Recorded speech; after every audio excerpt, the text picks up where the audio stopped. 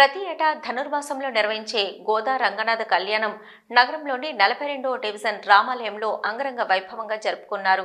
స్థానిక కార్పొరేటర్ మేచినేని వనజ అశోక్రావు భక్తుల సౌకర్యం కోసం ఆలయ పరిసరాలన్నీ శుభ్రం చేయించారు.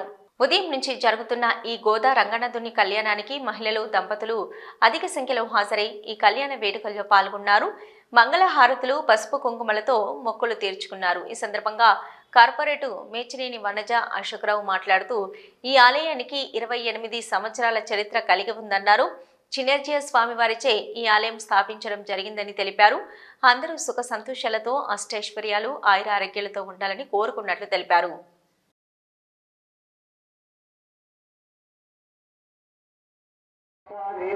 ఈ వావిలాలపల్లి శ్రీ సీతారామాలయాన్ని మన జిఆర్ స్వామి గారి కరకంలోంచి ప్రతిష్ఠించుకొని దాదాపు 28 సంవత్సరాలు జరుగుతుంది.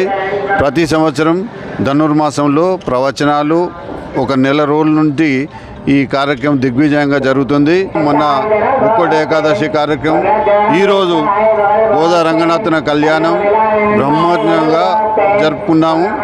భక్తులు కూడా చాలా మంది వచ్చి మంచి తరించి దేవుని కళ్యాణాన్ని తరించి పునీతులైనారు.